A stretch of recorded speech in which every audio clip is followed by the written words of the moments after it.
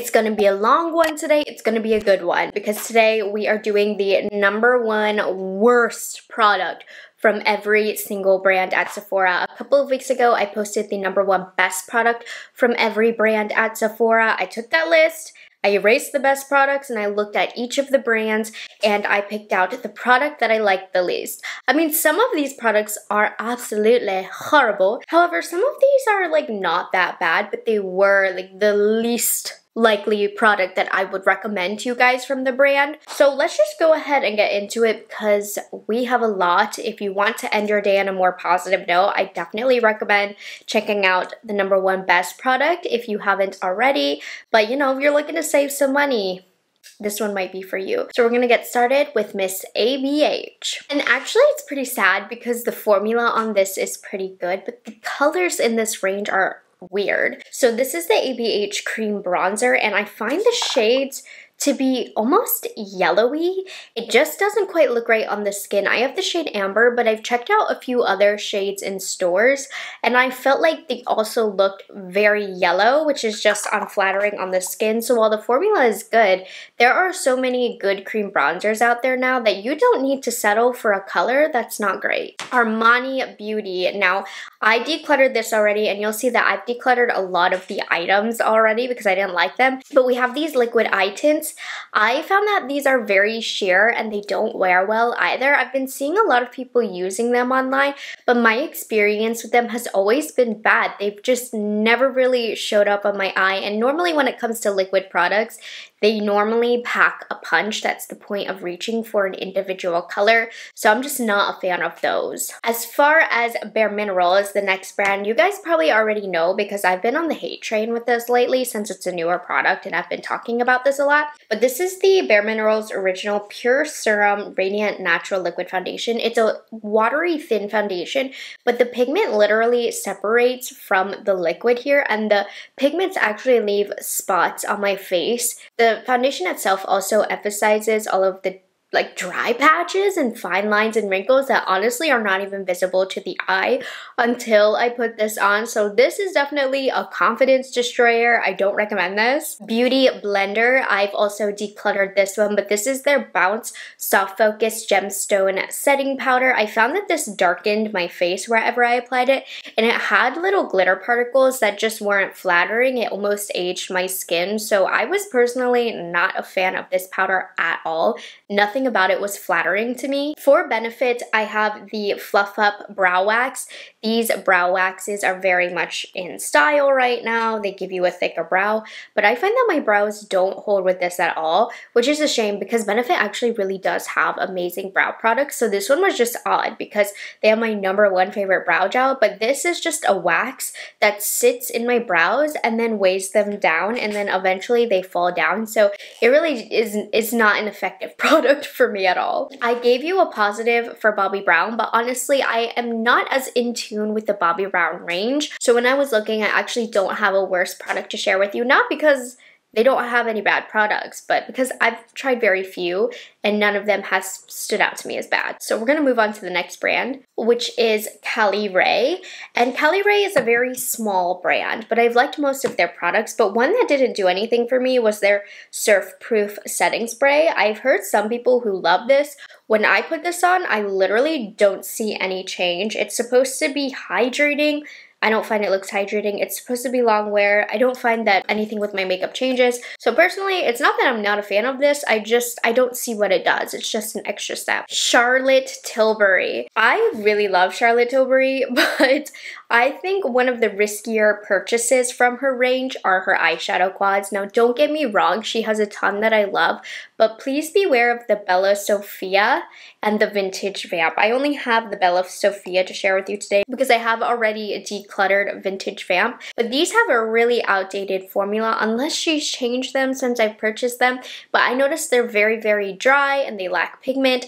Her new formulation with the palettes that she comes out with now are much more creamy and impactful on the eyes, so unless she's recently updated those formulas, I don't recommend her older palettes because I feel as though they do have a bit of an outdated formula. Danessa Myricks. So I don't like these little eye gels. They are really chunky glitters, which is not my vibe. But vibe is not the problem here. Even when I put these on the eyes, I noticed that they crease horribly as well, and then they remove any makeup or color I have underneath, thus making my eyes look more greasy and more patchy. So I haven't had a good experience with these. I feel like the products that Danessa has been launching lately have been really, really nice, but this one was not for me. Dior. Now, I was looking at the options Dior has at Sephora. Honestly, Dior always hits. You'll find that the trouble with Dior is in their limited edition collections. However, their limited edition collections don't actually come to Sephora. So if we're talking Sephora alone, I don't recommend the Backstage concealer as much. And even saying that, this is not a bad concealer. It's just a concealer that doesn't stand out, especially for the price point being from Dior. It's fine all across the board. It hits the marks, it gets the job done. However, it is not competitive with any of my favorite concealers around this price point. So Dior has so many amazing products in their line that you know their products are great when this is the worst thing, because for real, not even that bad. It's just a forgettable product. But like I said, Dior does come out with bad stuff, mostly in their limited edition collections. Those just don't happen to hit Sephora. Next up, Estee Lauder. I listed their Double Wear Foundation as my favorite #1 product, but truthfully, I haven't tried much beyond that. So I'm just going to skip on Estee Lauder because I haven't tried enough of the brand to tell you what I don't like, which will bring us to Fenty Beauty, which is going to be their original concealer. I find that whenever I wear this, it looks really dry and cakey on my under eyes and creases like no other. It's an extremely unflattering concealer for me. I have said that so many times and people try and fight me like, no, I don't like that concealer. I do, however, really enjoy their new hydrating concealer. I think that's a huge step up from this original one, but their original concealer has never worked out for me. Rephr Beauty, they're known mostly for their Freck pen, which I'm just not a fan of the fake freckles really to begin with. I think that product is great, but one thing from the brand that I do not like is their Face Hack Precision Sculpting Bronzer. It's a decently blendable bronzer, but the packaging is so tiny, and again, the color is so weird. This is the shade medium, and you can tell I don't have a medium skin tone, but this is still so light, and just like the ABH, it's almost a yellowy color. Again, there's so many amazing options in terms of cream bronzers. I don't recommend to go for this one, but it is super duper tiny. I will say that. Givenchy, I listed their Prism powder as the #1 product, but I haven't tried much beyond that, so I'm skipping Givenchy. We're going over to Glossier. This product to me is completely useless.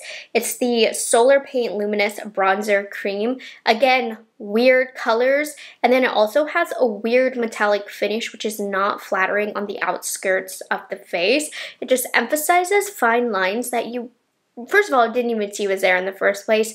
The finish of it is just simply unflattering to be putting over such a large area of the face. So weird color, weird finish. It just doesn't fit what a bronzer should be and what it's used for. Gucci Beauty. This product, take a breath. Are you ready? Is $152. And it's not worth it. This is the Gucci Beauty eyeshadow. This is the floral one. I do love the packaging, I will say that. That's why I haven't decluttered it, because this is the vibe I'm going for in my future makeup room. I want this for decor more than anything. But look how pitiful these eyeshadows look. This looks like a child's makeup palette. The quality of the eyeshadows is subpar, especially for $150. It has this removable unit here. I mean, I don't think I need to say much to tell you why this is the product I would least recommend from Gucci. Next up, we have Give by Gwen Stefani. Some people are telling me that I got a dud, but I just have to mention the only product that I've tried from Give that I have not liked is in particular their Bubble Pop Electric Lip Gloss in the shade Sweet Tooth. This is so thick and so sticky. Whenever I apply this, I'm literally dragging my lip along with the applicator here. That's how sticky and thick it is. So it's just an undesirable consistency. I'll say it does last a long time and the color is pretty, but the application is unacceptable. Let's talk Haus Labs. I think you already know if you've been watching my channel the last couple of months. They hit it out of the park with so many products, but not eyeshadow palettes. These are also quite expensive. These are the Eye Library eyeshadow palettes. I struggle to get pigment with the mattes here, and then these shimmers here have trouble adhering to the lids, and they don't translate how they look in the pan to the eyelids. It's much more dull, and then they fade away when you wear it as well, so it doesn't even have good wear time. So yeah, definitely for the price point, the quality was not matching up. There are literally drugstore quality palettes that are better than these eyeshadow palettes. Hourglass. Some of you guys will fight me because this is some people's holy grail products. And I will say, when it comes to Hourglass almost never misses when it comes to quality for me. They are one of my favorite, most consistent brands with quality. However, I've always felt their Vanish concealer has sat really heavy on my under eyes and it's always creased, which is so funny because for so many people it is the complete opposite. But every time I wear this, something's just not right. It's just not a great makeup day when I wear this. It's not a terrible concealer, but it's not for me. And I would say pretty much everything else in the Hourglass line is for me, just not this concealer. Huda Beauty, girl, this was so bad. I already decluttered it a long time ago. Their Glowish line is truly hit or miss, with their Glowish Multi-Dew Vegan Skin Tint being one of those major misses. This made me look like the Tin Man. It was supposed to give you a glowy complexion, but like I said, Tin Man status, the shades are very weird. They run very dark. Nothing about this was worth keeping for very long in my collection, so that's why I got rid of it. Iconic London. This one is a shame because I actually really liked it at first. It's these glazed dual-ended eyeshadow crayons. So one side is a liquid glitter and the other side is a cream eyeshadow. And these were very pretty while they lasted. I found that this product dried out so quickly. So unless you're purchasing it and you're using it every single day, it's just not worth it as somebody who has a collection because I can't reach for these every day. I just feel like one time I used it, I put it down for a little bit, used some other products, and the next time I picked it up, it was all dried out and unusable. Okay, so for Ilia, this is a product that I'll never understand that a lot of people love. These are their multi-sticks, and I have tried multiple colors of these, and I truly get little to no pigment with this product, and I don't need a ton of pigment to appreciate a product. However, I literally get no pigment with these. They just make my face kind of sticky with like the most sheer, barely perceptible amount of color. So these just, they aren't for me. Let's talk IT Cosmetics, and IT Cosmetics is one of those brands, again, where like, there really wasn't anything bad, but one thing I didn't get the hype about that I won't recommend is the Superhero Volumizing and Lengthening Mascara. Now do keep in mind, I have weird lashes, but I felt like my lashes got really clumpy with this, and just in general, IT Cosmetics has better mascaras out there. I really like their Dry Bar mascara, so I haven't tried anything offensive that they had, at least at Sephora, still available at this time. But this mascara to me was just overrated. Kaja, we have another decluttered product because it just wasn't necessary in my collection. These are the Face Bento Cream Bronzer, Powder, and Blushes, and I was excited about this because I loved the Bento eyeshadows a lot, but these were just boring, bland, unforgettable to me. They're not a bad product, but you don't really get to choose your own colors. I like more individual products nowadays. And the packaging, more annoying than anything. I thought I would like it. I didn't like the color that I got either. It's not a bad product really, especially if you like the colors that you're going to get in this. You do get to choose. They have 4 different options. But I was looking at what Kaja had available, and this to me was just the least desirable. Let's talk Kosas. I don't like this product one bit. This is the Glow IV Skin Enhancer. So glittery. Again, gives me, it's a hybrid between the Tin Man and Edward Cullen because of how glittery it is, and I just don't find a use for this in any way, which or how. Can't mix it with foundations, can't put it on as a highlighter. Useless to me. Hate this product. Really, honestly, hate. KVD Beauty. Overall, I just found this powder really drying on my skin. I do have dry skin to begin with, but I felt like it was literally sucking the life out of me. It just didn't look good, so I wasn't a fan of this powder. Also, what's going on with their foundations? They have some good foundations, and I noticed they were 50% off. I hope they're not getting rid of them because I love their Good Apple line. Okay, let's move on to Lancome. I haven't tried a ton from Lancome, so take this with a grain of salt. However, I've recently been reintroduced many years later to their Juicy Tubes, and these actually look really pretty on the lips. However, I feel like I'm applying Vaseline to the lips. They're just thick and sticky, and it's 2024. Glosses aren't thick and sticky anymore. We like them slick, still a little thick, but not like Vaseline, so the formula to me just feels very outdated. From Laura Mercier, we have the Tinted Moisturizer Blushes. I cannot find the best way to apply these. Every time I use these, I find that my makeup just looks really patchy. It's a shame because these do leave a really pretty hydrated look to the cheek, but it's just a patchy experience overall with this product. Let's talk Lawless. So what I don't like from them is their Soft Set Creamy Brow Wax. This is kind of like the benefit in that it's a wax that goes in your brows, but it doesn't set. So I just feel like throughout the day, my brows just get weighed down and then they look very sad at the end of the day. So this doesn't really do anything for my eyebrows. LYS Beauty, I'm pretty sure this got me like kicked off their PR list because this is the only thing they sent me. And then I went on to say this is like the worst mascara in the world. Like, LYS, I love your products, but like, this wasn't... Okay, this is the Lash Confidence Mascara. I just need you to look at this clip coming out. Do you see how clumpy that is? This is such a heavy, wet, thick mascara with a giant wand. It goes against everything that my short, sparse, thin lashes need in a mascara.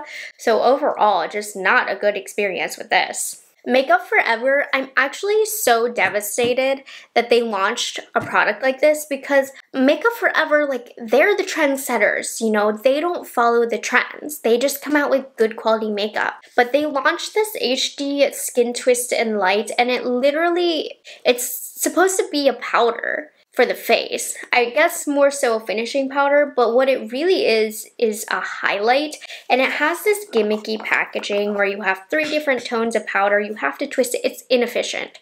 The packaging doesn't even work, if I'm being honest with you, and it's way too brightening and way too shiny. I don't like this powder one bit. Makeup by Mario, I would say, generally speaking, launches some really nice products. I was not a fan of the plumping lip colors.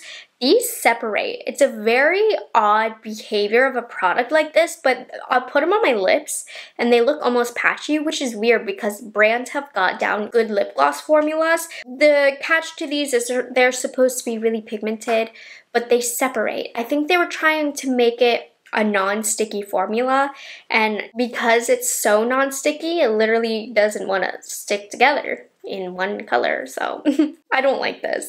Merit actually had, I skipped on Melt Cosmetics because I want you to know there's a lot of things that Melt Cosmetics has launched that I didn't like. However, on the Sephora website, they take down all of the bad products with bad reviews. Like, they discontinue them, which I guess is good because they're kind of listening to their audience, but there's not a big permanent range on the Melt website, and pretty much everything that got bad reviews is already off the website. For Merit, I would say quality-wise has come out with beautiful products. I feel like they've made influencers shove their brand down our throats. I mean, myself included, I've worked with Merit before, but they really do legitimately have beautiful products in their range. I'm not going to say no to working for a brand that creates great products. So their mascara is my least favorite. I just think you can get better mascaras at the drugstore. However, it's not even that bad. They, I think as a brand, have really created beautiful products. Just an underwhelming mascara, but that's about it. It's still fine. Like, it's okay on my lashes. I don't hate it. Milk Makeup, this product is atrocious, you guys. This is their, what is it? Push Brow Shadow Stick. You get 0 definition with this. It's a sheer powder that is meant to blend really easily or a sheer stick. You can't do anything with this in the brows. You get no definition. I'm sorry, I think this product is so dumb. I don't know who this works for because you can just only do that, but no shape whatsoever. What an odd product. Natasha Denona, you guys know, one of my favorite brands. However, she gotta update her lip gloss formulation. Okay, she's come out with some bad stuff, but what's still available is the lip glosses, and these just don't have longevity. They don't have or give a nice plump look. They're not shiny or reflective enough, if you ask me. Just a not good lip gloss formulation. Like, I put this on maybe 30 minutes ago and it's already faded all the way down. Like, this is what it was supposed to look like when I first applied it. Fades down, just a bad, non-long-lasting lip gloss formulation. Not a fan. Moving on to another one of my favorite, more reliable brands is NARS. But this is a foundation I decluttered a long time ago. Their Natural Radiant Longwear Foundation. Nothing about this was longwear on me. It literally slipped and slid all over my face. Anything I would touch, rub against it, it would literally just come off of my skin. It's a shame because it had such a smooth finish, but I couldn't get over it was so transferable. I didn't understand. Next up, we have Nude Sticks, one of my favorite brands, especially for cream products. And I've got to say, I actually have said that I've liked this eyebrow gel in the past. This is the Nude Sticks Brow Set Gel X, and it's a nice brow gel.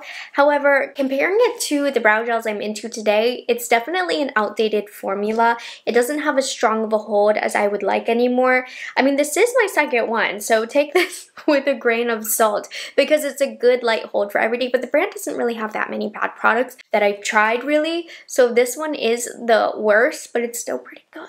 But I wouldn't recommend it. Like, there's a lot of other really great brow gels out there. From One Size, I'm wearing this today.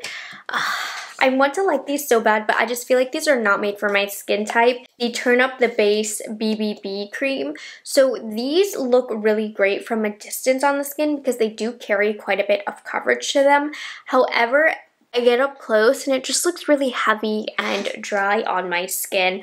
I do have a drier skin type, so do keep that in mind. But these, I'm never having a good makeup day with, so not a fan of these. From Pat McGrath Labs, Pat McGrath holds a special place in my heart, but one product that I've never been able to get behind were their Skin Fetish Highlighter and Balm Duos. You guys, they are so expensive. One side is the highlight, which is an okay product. It's fine, it'll dry out eventually. It's a fine stick highlighter. The other side is literally just a balm. You can put on your lips or your cheeks or whatever, but these are like $50-something and they've never been a product that I've ever been excited about the brand from, so I don't recommend these. From Patrick Ta, my least favorite product that he has launched has been the Cream Foundation and Finishing Powder Duo. This just looks so thick on my skin. It looks horrible. Horrible and thick. Unfortunately, this hasn't worked out for me, but there hasn't been many products from the brand that hasn't worked out for me, but that foundation was like not a favorite. From Rephr, I used this today. This is the Skin Finish Water-Based Powder. I just don't think this looks good on my skin. It's really cool because it almost feels like you're applying a wet powder on the skin. Like, okay, it looks okay on the skin, but it doesn't look great. I've actually really liked a lot of the products that Rephr has launched, but this is a product that I'm never reaching for because I'm never really excited to use it because I know I'm going to sign up for like an average makeup day. Okay, we want to reach for products that make us feel beautiful, that we're going to have good makeup days. I don't have a good makeup day with this. I have an okay makeup day with this, but never like good, you know? Rare Beauty. Cannot seem to nail eyeshadows down. I think these True to Myself eyeshadow palettes are so childish with this glitter here in the center that's not even a good quality glitter, I'd like to add. And then the mattes just kind of lack pigment. The shimmers are nothing to write home about. Rare Beauty is such a popular brand. They have all of the resources to get the best quality product. But for eyeshadows, not impressed with these palettes. From Rose Inc., maybe I need to try this again. Like, I'm starting to doubt myself, but this is the only product from Rose Inc. that I've tried and right away I've just not been into. The Skin Enhanced Luminous Tinted Serum. I felt like it looked like dry on my skin when I would wear this, even though it's supposed to be the opposite. It's always just looked a little funny on my skin.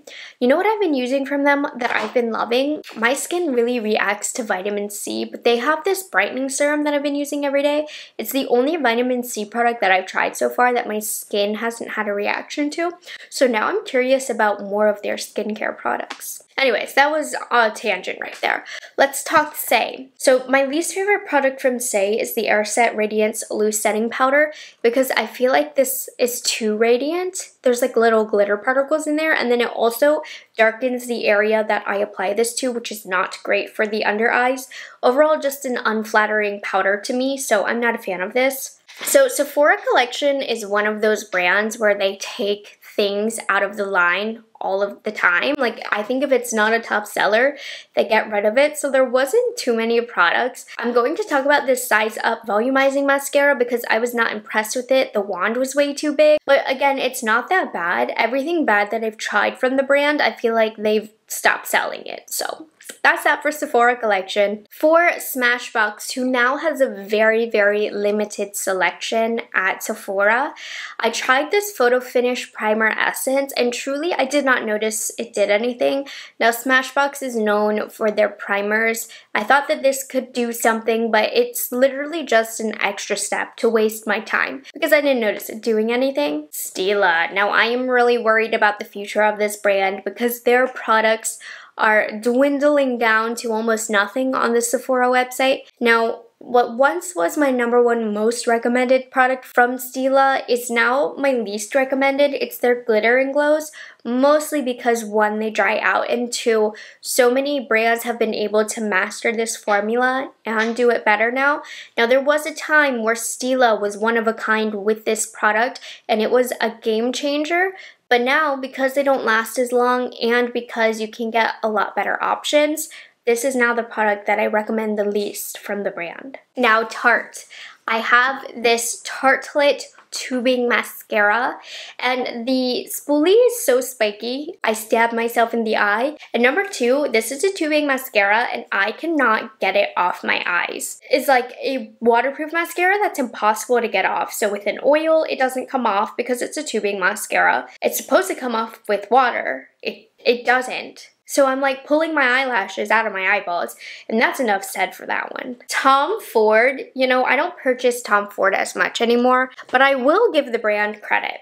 They create great quality makeup. I might not always agree with the price point for what it is, but their makeup is very high quality. But one area of risk, and this is similar to Charlotte Tilbury, is their eyeshadow quads. They either hit it or they completely miss. So a couple of the ones I wanted to warn you about that aren't my favorite. We have Disco Dust right here. I feel like it looks so pretty, but it's just almost dry feeling to apply.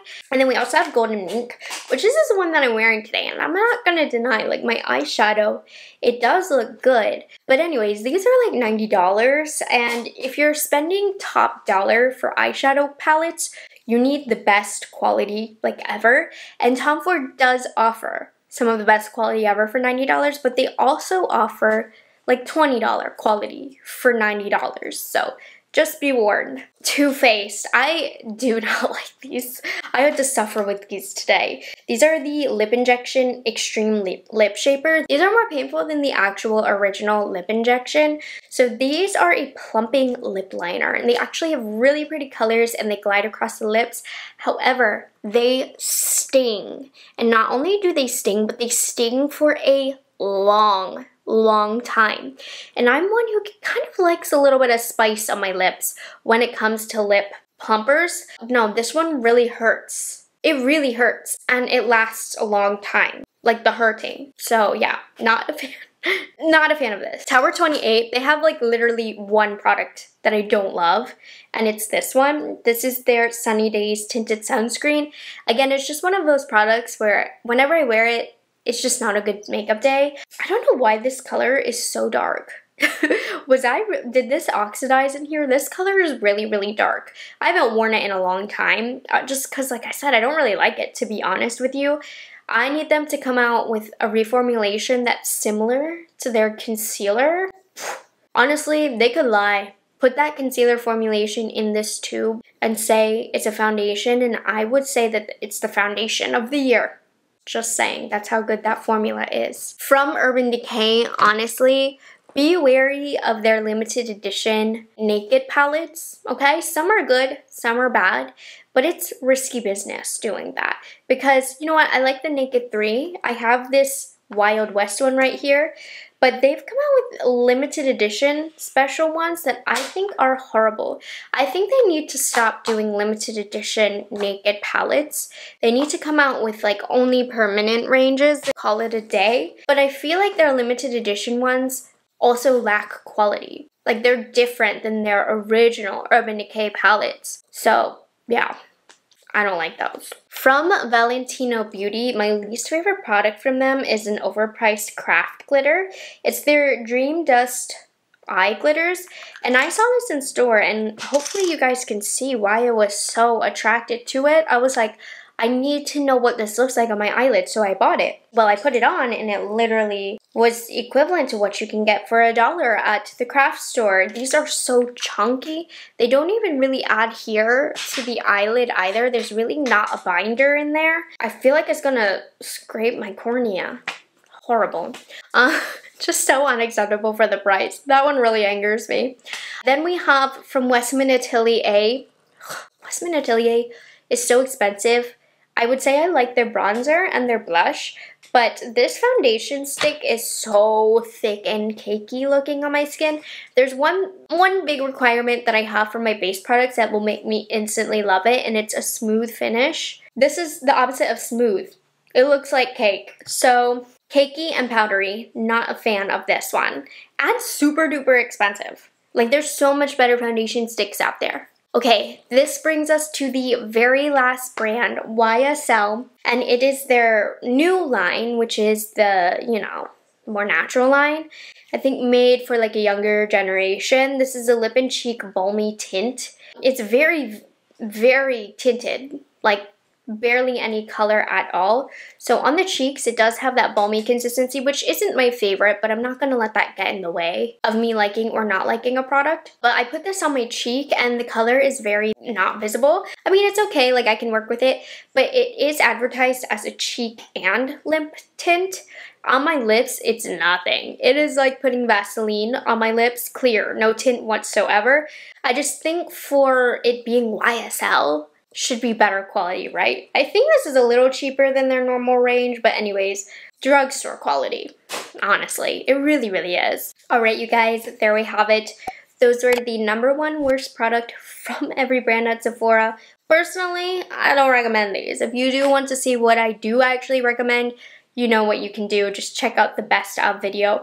But I hope you guys enjoyed this video and found it entertaining. I want you in the comments, here's a challenge. Pick 5 brands that are your favorite, and then tell me the worst product from that brand, #1. Okay guys, I hope you enjoyed this video and found it entertaining. Make sure you like this video, subscribe to my channel. I hope you guys have been enjoying the videos. You might not have noticed a difference, but I've been a little bit more thoughtful about these videos, not just pushing out review after review after review. I've been having fun just getting my thoughts together on an overall topic, getting a bunch of products together for an overall topic. I've had a lot of fun with it, so anyways, let me know how it's going for you. Bye guys, see you in the next one.